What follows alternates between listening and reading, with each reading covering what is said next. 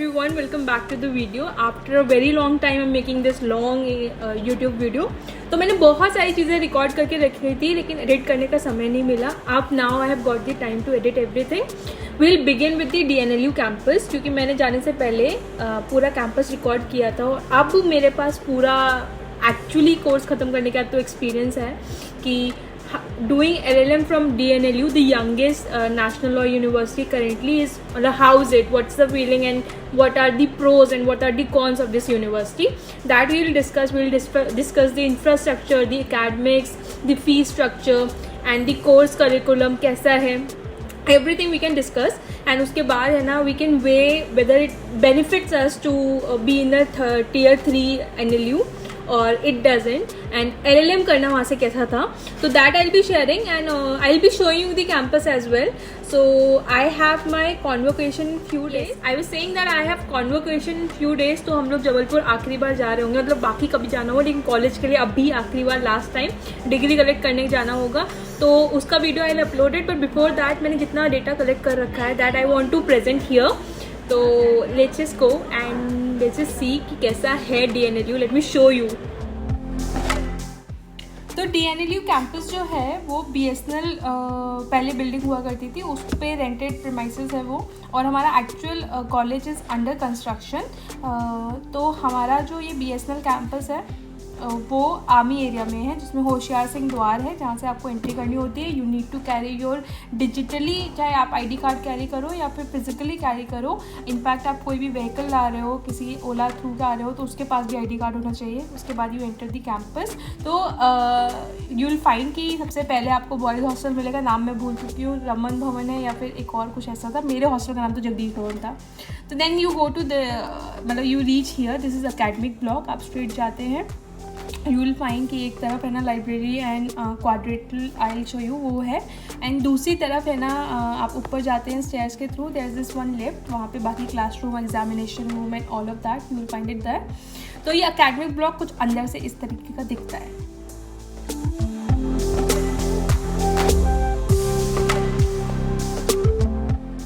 तो this is our classroom. C14 और C15 business law का बगल वाला था. और हर क्लासरूम में है ना you will find AC, you will find projector and हाँ, the classrooms are really nice. मैंने बोला ना कि हॉस्टल का पता नहीं, लेकिन क्लासरूम्स बहुत बढ़िया है. Now this is our hostel, Jagdish Bhawan इसका नाम है. एंड ग्रीनरी तो A1 है वहाँ पर. तो you will find fresh air and everything. Meet Mariam and Saumya. तो we'll begin with the hostel का टूर थोड़ा सा. तो रिसेप्शन एरिया है, यहाँ पे अपनी कंप्लेंट्स जो भी है आप यहाँ पे कह सकते हो. यहाँ पे 24/7 you will find guard aunties. ये अपने हॉस्टल का ग्राउंड है. अपन यहाँ पे कभी कभार साइकिल चलाते थे, कभी कभार यहीं बैठते थे और बारिश का मज़ा लेते थे. Then coming to the mess facility, तो ये अपना ग्राउंड फ्लोर पे ही you will find the mess. This is our mess. And then मेरा रूम था सेकेंड फ्लोर पे. तो स्टेयर्स के थ्रू यू विल गो. यहाँ पे मोनिका का रूम था इधर वाले फ्लोर पे. आप इतना ऊपर जाओगे तो मेरा रूम आएगा. मुझे रोज़ इतना ऊपर चढ़ना पड़ता था. तो माई रूम वॉज 212, हाँ रूम नंबर था. तो ये विंग मेरा था. आपको कूलर कैसे बता रही हूँ, आपको कूलर और क्या कहते हैं ये कपड़ा जो टांगने का stand, all of that you will get. ये मेरा लास्ट टाइम मैंने रिकॉर्ड किया था तो रूम खाली खाली सा हो रहा था. तो late me show you. 2 bed, 3 अलमारी और आपको 2 ये मिलता है, क्या बोलते हैं, टेबल और 2 chair. This is how your room will look जब खाली हो जाएगा. मैंने अपना खुशी का टैग लगा रखा है, Khushi if you are watching this I miss you. Then after that अपनी बालकनी, मेरी बालकनी से बाहर वाले विंग से कुछ इस तरीके का दिखता था हॉस्टल. बहुत ग्रीनरी है, बहुत ज़्यादा ग्रीनरी है और बारिश के टाइम बहुत सुंदर हो जाता है campus. Now I will show you the library. तो ये यहाँ पे ये तंग से नहीं आया. यहाँ पर है ना you keep all of your books and then you study in the library. E libraries हैं और बहुत एक्टिव है. मैंने तो अपना लैपटॉप का सारा काम इधर ही निपटाया है. तो येस, दी लाइब्रेरी मतलब मैं आई was in love with the DNLU library. जितना शील सर को थैंक यू बोलूँ उतना कम है. तो yes, this is the library. और apart from the library the other facility that I provide the college provides you is ATM, जो कि बिल्कुल कैट ब्लॉक में लगा हुआ है. तो आसान है. Now the favourite place, how do you hang around in the college. तो ये मधुबन वाला एरिया है. यू वॉक, अपन कितना वॉक करते हैं. मैंने तो साइकिल ले आई थी आगरा से, मैं साइकिल चलाती थी इस वाले एरिया में। तो आप वॉक करते हुए जाओगे और कैंपस के नाम पे आपको 3 टपरियाँ मिलेंगी, that I will show you, टपरी नंबर 1 and 2 and 3। तो ये मधुबन वाला पूरा area every day I use to walk. और उसके बाद I show, let me show you. तो ये टपरी नंबर 1 आ रही होगी यादव जी की, yes this one, they make the best tea. And apart from this there is this टपरी नंबर 2 अनुश्री, एंड देन टपरी नंबर 3 मिश्रा जी। तो ये मेरा लास्ट डे था, मैं आयुषी के साथ थी। तो मैंने सबसे पहले ऑर्डर किया अपने लिए आलू का पराठा और पैक भी यहाँ पे करवाया था। बारिश के बाद द कैंपस बिकम्स मतलब it is really beautiful all around. तो आई टुक दैट वॉक एंड मैंने ये रिकॉर्ड किया था बारिश वाला टाइम का वीडियो। तो येस, ओले वगैरह गिर रहे थे, it rains a lot there, घंटों घंटों तक होती है, दिनों दिनों तक होती है। तो बट कैंपस बहुत सुंदर लगता है, अगर अपन हॉस्टल की गार्डन में बैठ जाते हैं तो ऐसा कुछ लगता था। Then coming to the ground of college, तो we have a huge ground there. सारे जितने भी फंक्शंस होते हैं और जितने भी है ना फेस्ट वगैरह होते हैं, तो उसके लिए दिस ग्राउंड इज़ इंटायरली उधर डेकोरेट किया जाता है। And then you have huge space where you can conduct an number of extra curricular activities, may be sports day और एनीथिंग। तो I was in love with the ground. अपना मस्त धूप में आपके यहाँ पे चिल कर सकते हो। तो yes, late me show you this also.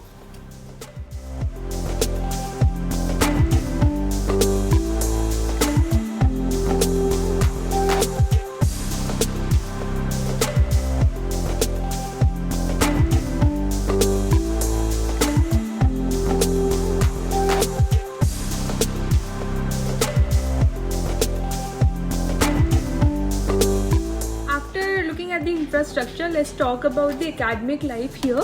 तो दो तरह के स्पेशलाइजेशन ऑफर करता है DNLU। One is the criminal specialisation, the other is the business law specialisation. मैंने क्रिमिनल लॉ किया, ये इंडिपेंडेंट चॉइस है आपको क्या कैसे रखना है। मैंने इसलिए चूज़ किया था क्रिमिनल लॉ क्योंकि मैं जुडिशरी की तैयारी कर रही हूँ और उसमें जो सब्जेक्ट मुझे हेल्प कर सकते हैं इन माई आंसर राइटिंग, और मतलब मैं अपना कोर्स जो परस्यू करने वाली हूँ अकेडमिकली वो डिटैच या बिल्कुल सेपरेट नहीं करना चाहती थी अपनी प्रिपरेशन से। And that is Y I chose criminal law. Plus मुझे इंटरेस्ट था, एंड बिना इंटरेस्ट के लॉ परस्यू करूँगी तो गंदे नंबर आएंगे और अच्छे से नहीं कर पाऊँगी, इरिटेट एजिटेट हो जाऊँगी। तो इस वजह से मैंने क्रिमिनल लॉ किया एंड दैट हेल्प। मैंने अपना जो 2 साल के ब्रेक के बाद कॉलेज रिज्यूम किया था, तो मुझे दोबारा से रीपॉलिश ऑफ वो इन्वायरमेंट में आना था।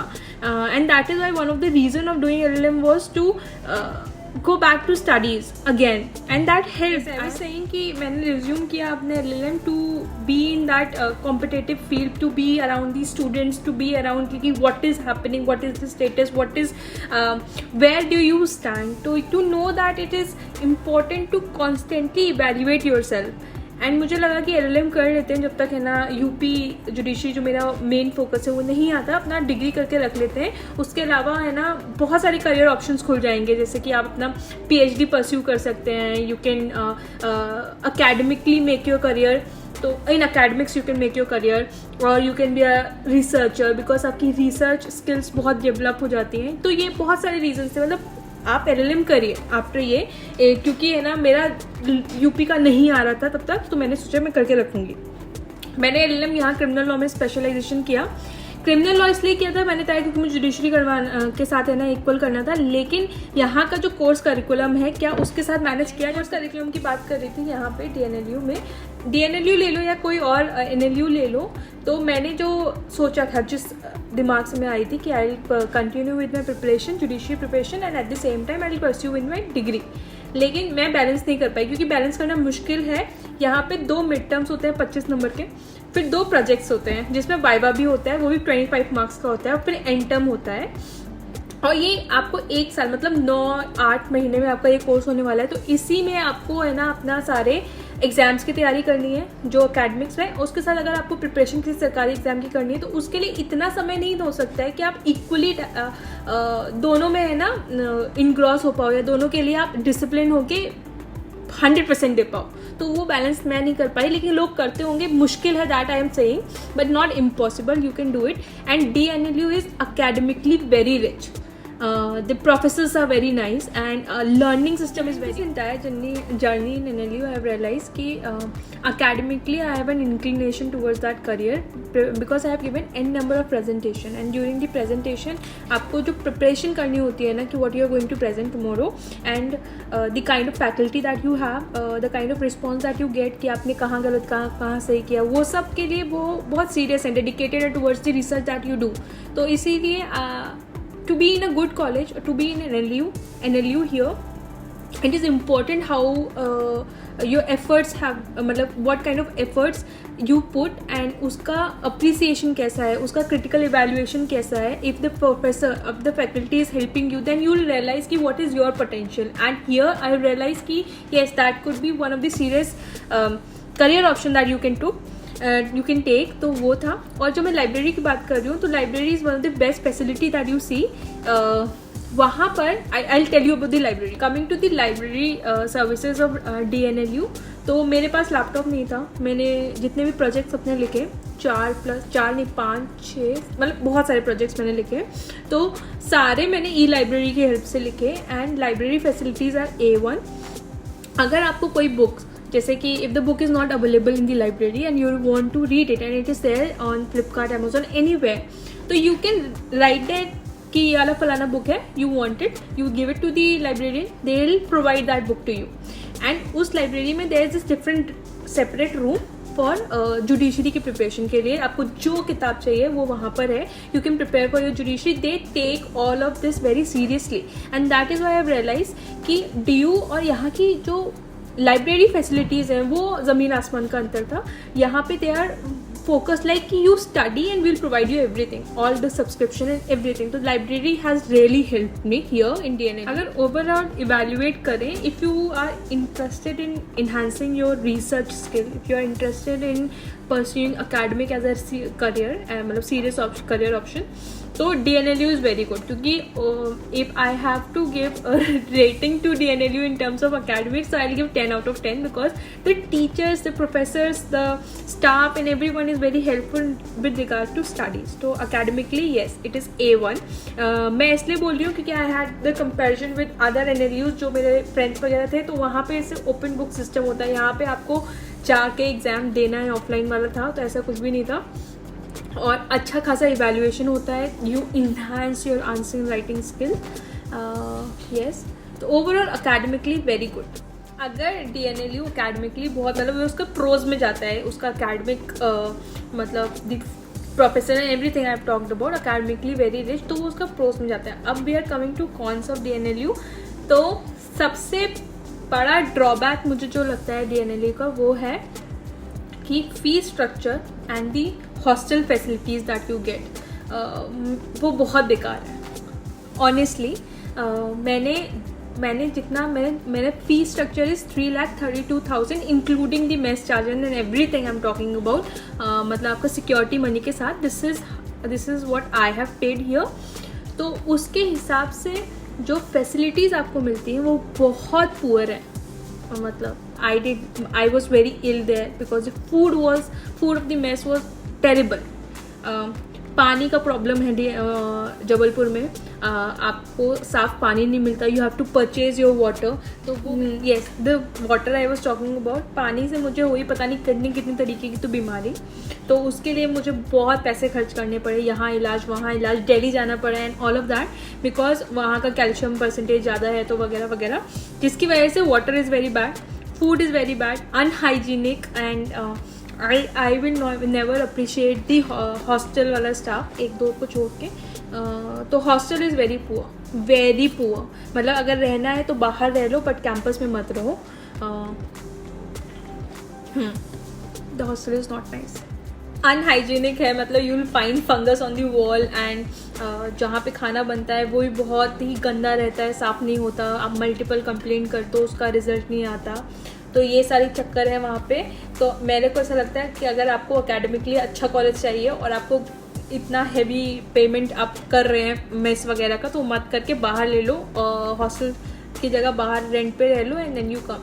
अब दूसरा दिक्कत मुझे सबसे ज़्यादा वहाँ पे जबलपुर में जो हुआ था कॉलेज से इंडिपेंडेंट वॉज ट्रांसपोर्ट. आप आर्मी एरिया में रहते हैं, तो जिसकी वजह से है ना आपको अंदर कोई भी गाड़ी या कोई भी ओला या कुछ भी लाना है, आपसे अगर सिंगल ट्रैवल कर रहे हो तो ओला बाइक्स वगैरह will not work because they will not carry the second helmet and you can not roam around in the campus or in the army area without the second helmet, जिसकी वजह से you will never be able to get a bike. That is why you have to pay a lot in terms of traveling. So that was a drawback in Jabalpur. Talking about the academic life, तो I had huge number of friends और लोग बहुत अच्छे थे. कुछ ऐसे विवाद भी रहे मेरे कॉलेज में. पूरा मैंने जिया कॉलेज ऐसे लड़ते भिड़ते भी, लेकिन बढ़िया था. और सबसे बेस्ट पार्ट ये था मेरे LLM का, that giving presentation in the class. तो हम लोगों को है ना टॉपिक्स वगैरह दिए जाते थे and on which you will make a PPT and then you will present your PPT. तो वो आपकी मतलब it enhances your lecture delivering skills I feel. तो वो था. और एक और चीज़ है about the infrastructure that I just remember, कि जो हमारा कॉलेज बन रहा है दूसरी जगह पर, तो वो सबसे बड़ा इंफ्रास्ट्रक्चर वाइज ह्यूज एकर्स में NLU बाकी NLU के कंपैरिजन सबसे बड़ा NLU होने वाला है. तो मैं मतलब I have given so many presentation here, इतने ज़्यादा कि मैं इतनी फिर पुरानी गैलरी में जा रही थी, पुरानी वीडियोस देख रही थी, तो मेरे को इतने सारे लेक्चर्स के वीडियोस मिले थे. These are the 2 that I could upload. तो येस, एंड ये इम्प्रॉम्प्टू मैंने दिया था. एंड इसी के बीच आई हैव लर्न अबाउट कि मुझे है ना I am actually enjoying academic career. This is a clip from election का टाइम, जहाँ पे मैं इलेक्शन हार चुकी थी एक वोट से, मरियम जीत गई थी. तो but we all celebrated our win and loss. This is the first day of the मतलब हॉस्टल रूम. ये मेरा पहला दिन था, तो मैं अपना रूम सेट कर रही थी.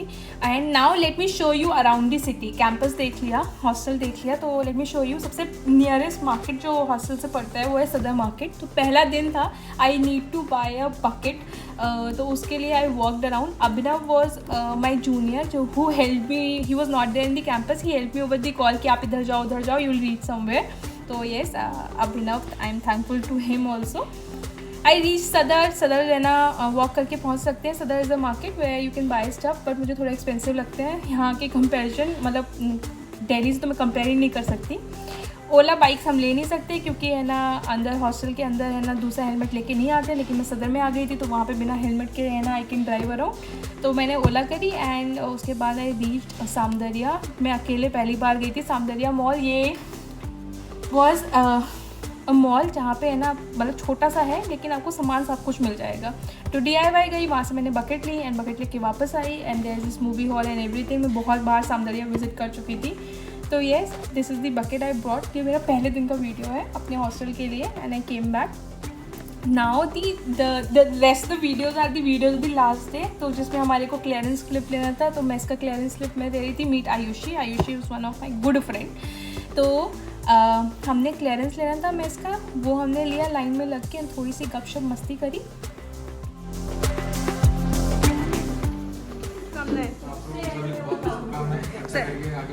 Thank you sir, thank you. ढेर सारी शुभकामनाएं.